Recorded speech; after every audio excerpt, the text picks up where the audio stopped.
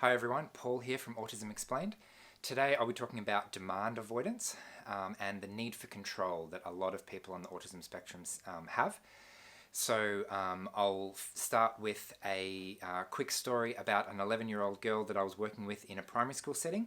Then I'll share a personal example from my life that happened recently.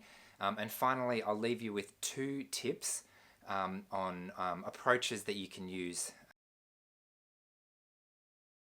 Firstly, this really quick success story of this 11-year-old girl that I was working with.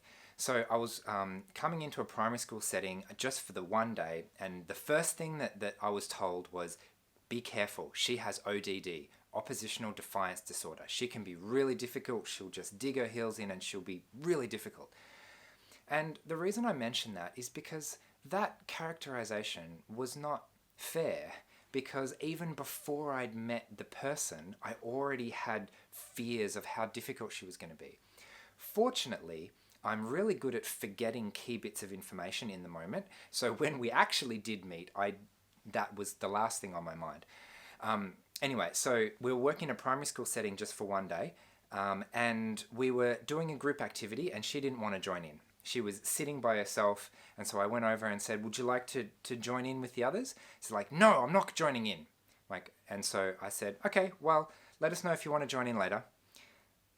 And she nearly fell off her chair. She was so not expecting that answer that she had no idea what to do with it. She went, okay, fine, good, I'll not join in then.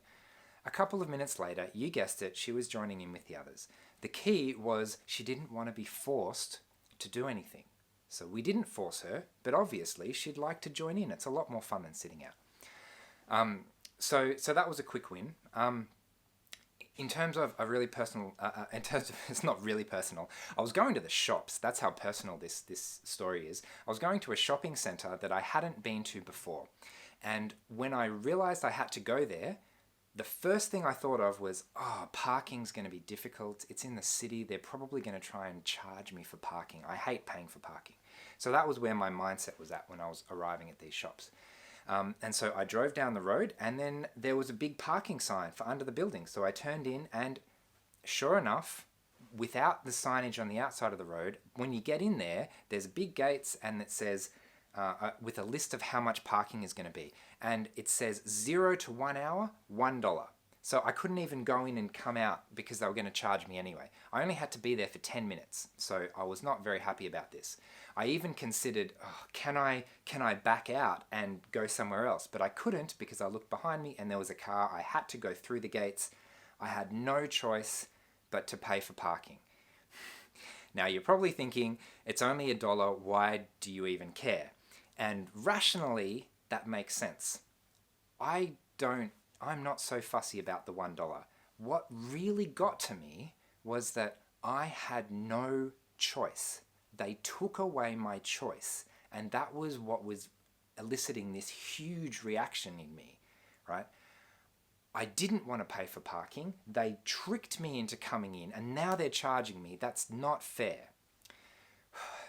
As it turns out, I was only there for 10 minutes, and they actually have a policy that if you are there for less than 20 minutes, you don't pay for parking and it's free. So I ended up not paying anyway.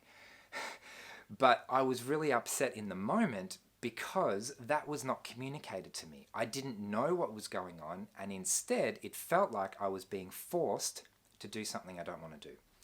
Now, this is the key to understanding this type of behaviour.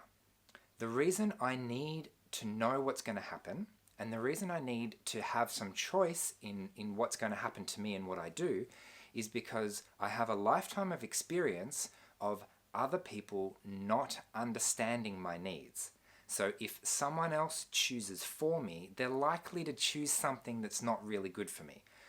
My needs are quite unique to myself, and I have a couple of needs that you're not going to know about. Maybe it's a sensory aversion, maybe it's a particular thing that I do or do not like doing, and I know all of these things, and I can make a choice for myself if I have enough information to do so. So the two ways, the two approaches that I'm suggesting for dealing with this kind of need for control and demand avoidance. Two very simple things. One, give as much information as is asked for. You don't. I often get parents saying, "Oh, I told them this and this and this and this and this and this, and they still wanted more information." It's the important information. If I ask a specific question, and especially if I'm asking this same question over and over again, it's because there's something in there that I need to know that I haven't figured out yet. So number one, be as honest as possible and give all the relevant information. And sometimes that can be, "I'm really sorry, but we don't know. We can't predict that. We're going to have to plan for maybe the train will be on time, maybe the train will be late. We don't know that in advance." And secondly, always present at least two options for a choice. If I present you with only one option, I'm forcing you to do what I have already decided that you're going to do. If I give you two options, then at least you have some choice. Of course, you're not going to be able to choose anything in the world, right? There's always going to be boundaries around what you can and cannot choose. But the bigger those boundaries are, the freer I'm going to feel, and the less likely you are to trigger my claustrophobia of being forced into this tiny little space where I have to perfectly conform to what someone else has decided I want to do. Anyway, I hope that's been helpful. If you'd like help with your specific situation, you can send us a message via our Facebook group or send us an email at info@autismexplained.com.au. Otherwise, we hope you've enjoyed this video, and I'll see you again soon.